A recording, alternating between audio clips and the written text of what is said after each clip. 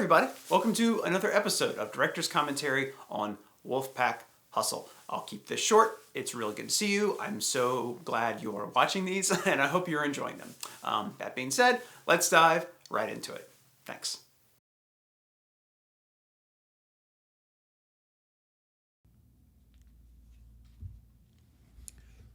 All right. Another episode. Looks like we got, we're ending this game. Ending this game at the start of the show with a loss. I feel like I've gone over this a couple times about including a third game in a show, where a week is a short amount of time to put 3 games in. So I think this episode ends in relatively dramatic fashion. So, and on the opposite end of the of the spectrum of this particular scene. So I think it's kind of cool when throughout one episode you can go on a journey. Start off low, end up high, start up high, end up low. Something you can start into the same place, but the middle is a little different. As much as you want your team to win, and you want kind of this a relatively linearly charted narrative, it's just more interesting when there are ups and downs in life.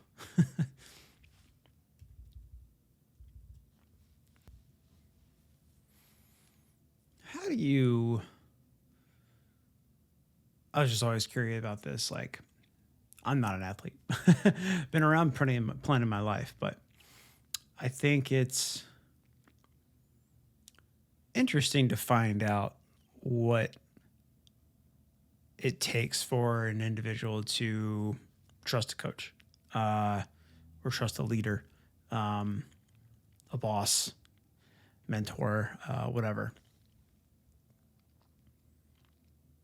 I think it's interesting to try and think about that. Like, what draws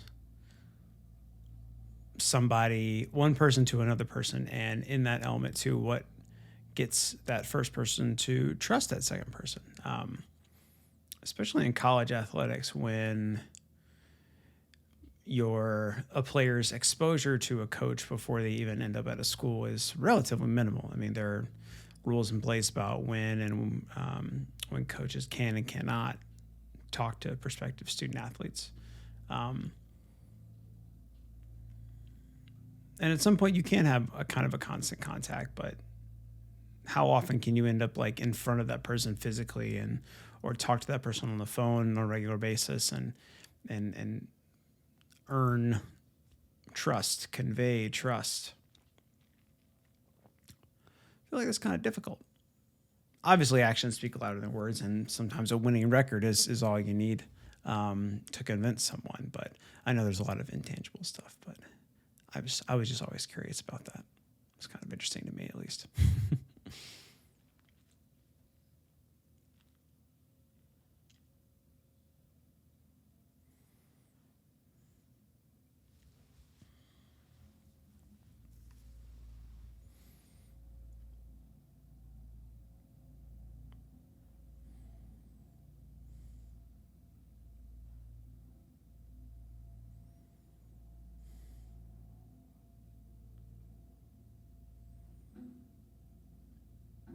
I think it's kind of cool. One thing that I always noticed just being around coaches was very much, especially the access I had to coaches, there is a common element of like a we mentality, which is like, duh, like why wouldn't a coach convey that?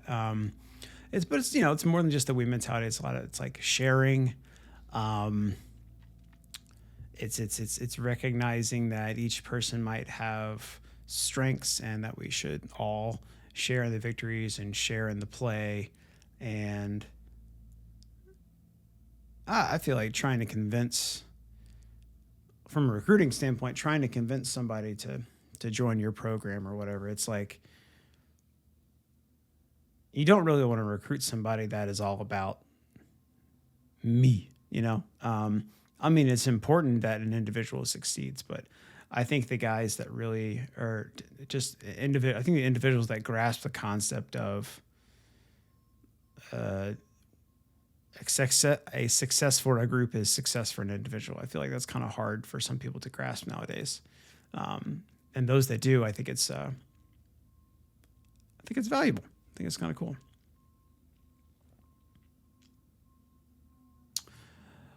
LeVar was a lot of fun to film.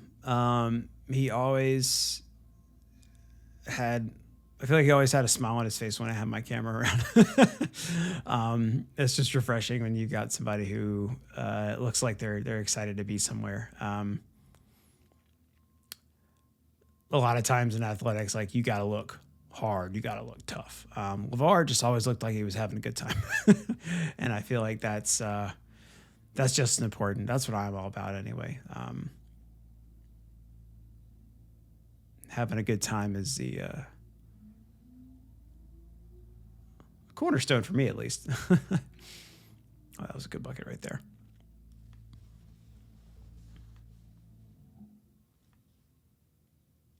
So yeah, LeVar was the first person recruited by Coach Keats when Coach Keats got to NC State. And so that's, I feel like, a unique perspective for this show and for this program, because you've got a lot of guys that were here before Coach Keats got here. A lot of folks were just, a lot of players on the team were committed to Coach Keats before he ends up at NC State. So I feel like to have that connection is something special. So here we are at Pittsburgh. Pittsburgh is a dope city. If you've never been to Pittsburgh, you should go. It's one of the places I traveled regularly when I documented the football and men's basketball teams. It was just very, it's a cool city. Lots of places to eat, lots of places to hang out. Architecture's dope. At this point in time, the crowd, the crowd in the arena, maybe not what you want, but over the years, their crowd got a lot better, a lot more intimidating. So yeah, not a lot of fans in this building.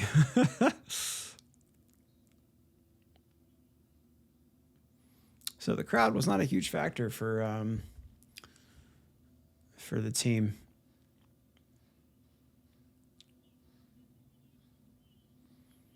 Plus side, I mean, I always love when there's crowd, no matter if it's a home or away game. It just adds to the ambience, as far as from a filming standpoint. But when it comes to those huddle shots, it's a lot easier to hear the coach when there's not a lot of crowd noise going on.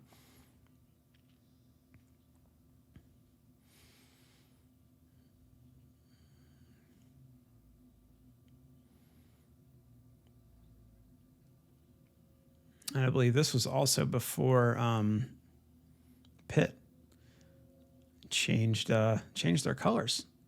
Right now, it's more of a brass gold. They really changed it to a really bright yellow gold. It's kind of nice. Wilson Frame was a really great player. He was really good.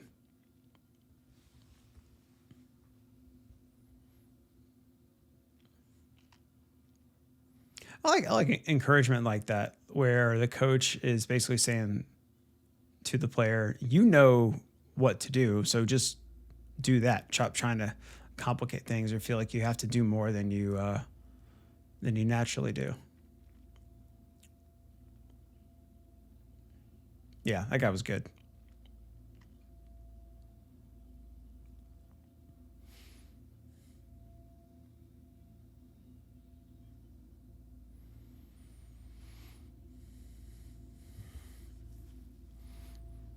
Man, filming those games where the ball just doesn't go in the hoop, man, that's frustrating. Because everything you're seeing or filming before the ball goes up looks like it's supposed to. And then once the ball goes up and it doesn't go in, you're like, what is happening? So yeah, State having a little trouble here.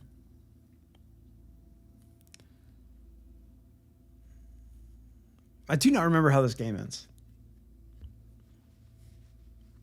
So we're going to find out.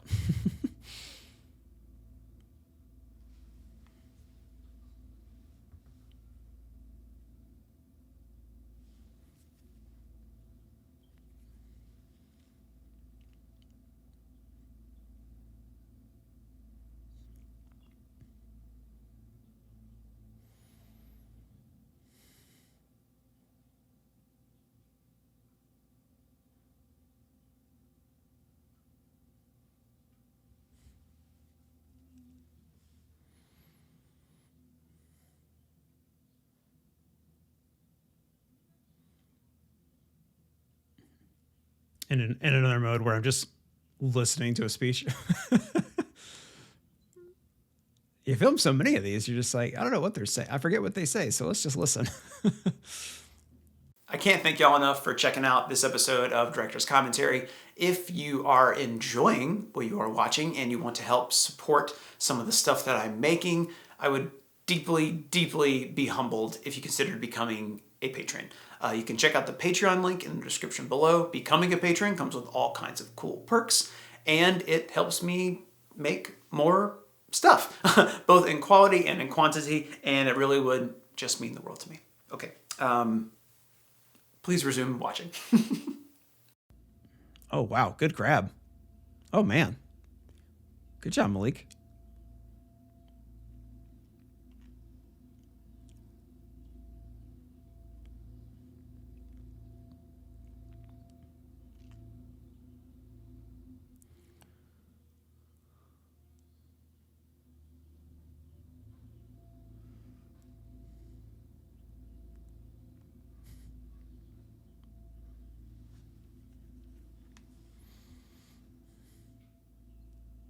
Ooh. That was nice. Oh. That would have been a really awesome shot if the ref wasn't in the way. Oh, that's a good D right there. There we go. Oh, we're down by 1? Okay, nice. Get it, Braxton. Hey, let's go. Watching the game like I haven't seen it before.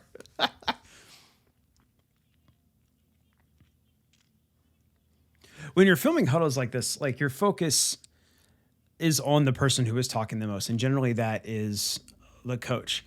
But don't put blinkers on when it comes to that. Like if you're filming something like this, be aware that players talk to each other in these huddles as well. Granted, not as much as a coach is talking to the players, but if you see players talking to one another, like go ahead and film that. Like chances are that stuff fans will find more interesting and more engaging because it shows team camaraderie. And viewers want to be a part of something. That's the best way to do that is to just be a part of a conversation, to be kind of in the corner of a room, fly on the wall kind of stuff.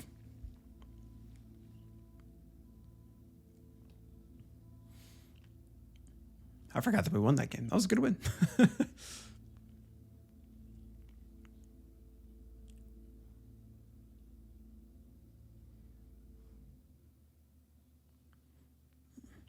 All right, good win.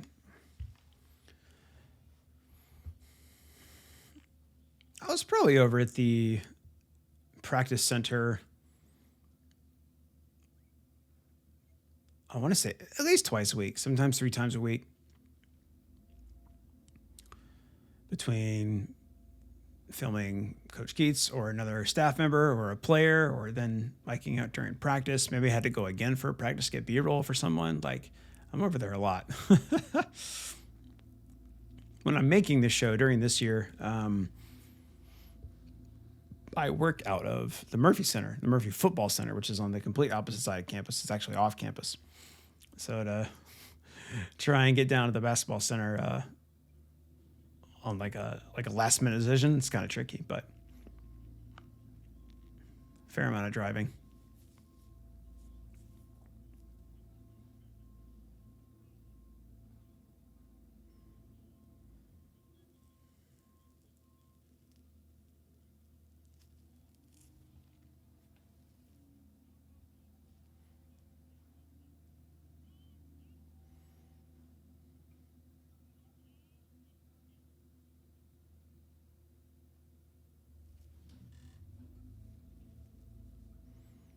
I don't know if you guys can hear, but there's just major construction going on my street. They're like repaving the road in front of my house.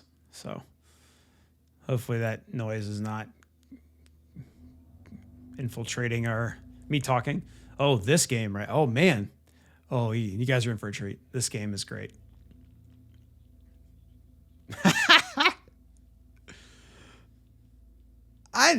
I knew when I filmed Malik talking about how much he hates this color, I was like, we better win this game because I want to use this soundbite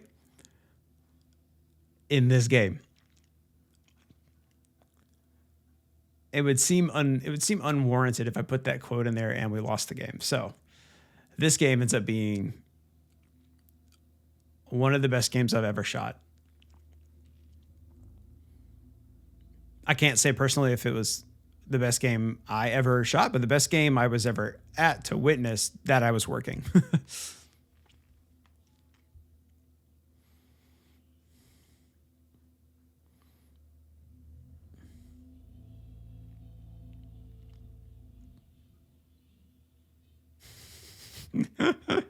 Roy Williams, always a recognized game guy.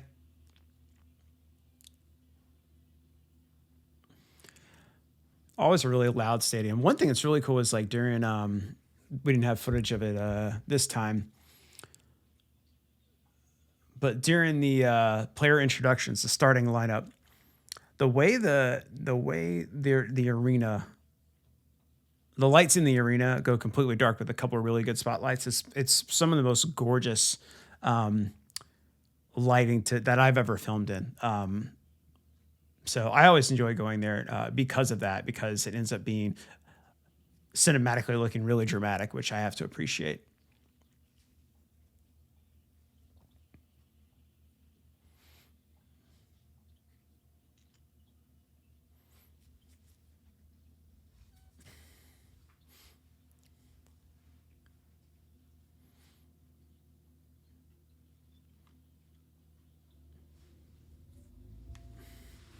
A rivalry game like this where both teams are just playing really well, it's entertaining.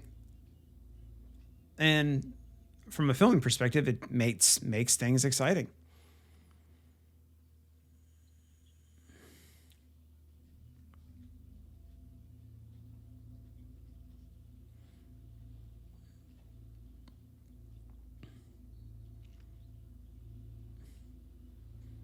That was kind of crazy. That's some context, man. You show a run by UNC, cut to coach saying they went on a run. So what? Some storytelling stuff right there, guys.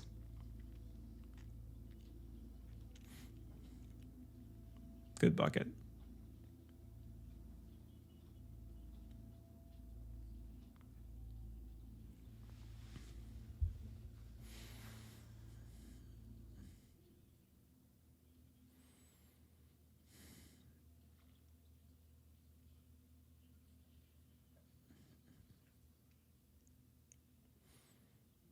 We got halftime here? Yeah, basically. That was wild.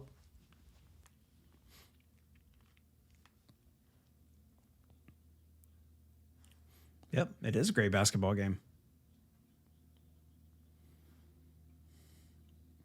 I probably should have blurred out that Nike swoosh on the wall. Probably that Gatorade thing too. The tough part is like, so NC State is an Adidas school. They're also a Coca-Cola school, so it's Powerade is their drink. But when I go to other stadiums, they don't have the same sponsors. So like, I can't just it's hard to blur out all other logos from other sponsored teams. I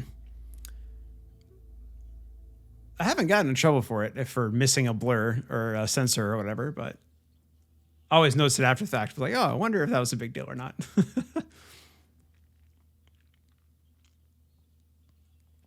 Ooh, nice little runner.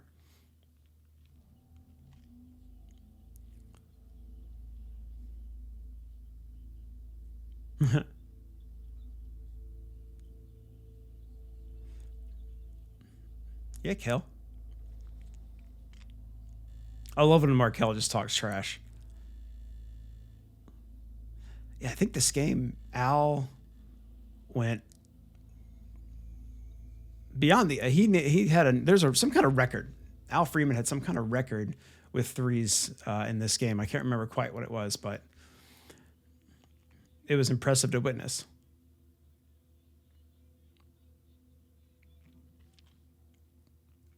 Good stuff.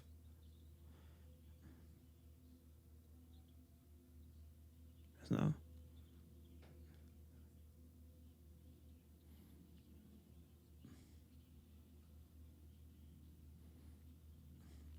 Oh, where are we going, guys? I think we got OT. I think we got OT. Yeah.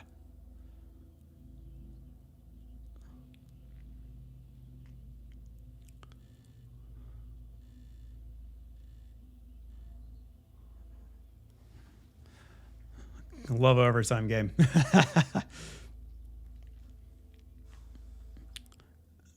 So now what do we do? So we make it quick. We got quick edits going on here, but we also have softer music playing. Kind of setting this mode. And see there, it's a NC State ended up winning the game. Great game. It's such a great game. And by the time I'm editing it, it's the last thing I'm editing. And it is the better game, I think. I mean, obviously, it's against a rival. It's an overtime game. That's a big deal. You want to include it as much as I can, but at the same time, like I can only do so much at this point because I've already edited the rest of the show. So I got to find a way to put everything in that I think deserves to be in, and tell it in a way that is worthy of the story, and also because I've got that tight deadline. So edit a game in regulation like I normally do, and then in overtime, like the way that was cut together reminds me of the fact that it probably wasn't that engaging over in overtime. Like, yes, State won by like 4 or 5 points, but we just have to do what we can. So just wrapping it up in a fun, positively emotional way. And then some really great post-game footage. The tradition of teams under Coach Keats who went on the road, they always get ice cream afterward because UNC is so close. They waited to get ice cream until they got back to Raleigh. And so that was really neat to have Coach Keats at the the Howling Cow ice cream parlor handing ice cream out to students and players and all that. And that's a lot of fun to show. This was a team effort to capture this stuff for sure. We had a videographer already stationed enough back in Raleigh to capture this footage. I can't remember who was actually doing that, but it's really cool. If you guys have never gotten Howling Cow ice cream, please do so. It is some of the best ice cream on the planet. It's either at State or in your local grocery store around Raleigh, North Carolina. They are not a sponsor, but I'll take some free ice cream. Thank y'all so much for watching today. If you have any comments or questions about what you saw, please feel free to leave them in the comments section, and I'll get back to you as soon as I can. If you enjoy these videos and you want to stay up to date on other directors' commentaries or other videos I do put out, go ahead and hit subscribe, as well as ringing the bell so you get a notification every time I do make something new. And if you want to further support the stuff that I'm making, I would be so humbled if you considered becoming a patron. Becoming a patron comes with all kinds of cool perks, even outside of director's commentaries. Yeah, but that's about it. Thank you again so much for watching, and I'll see you next time.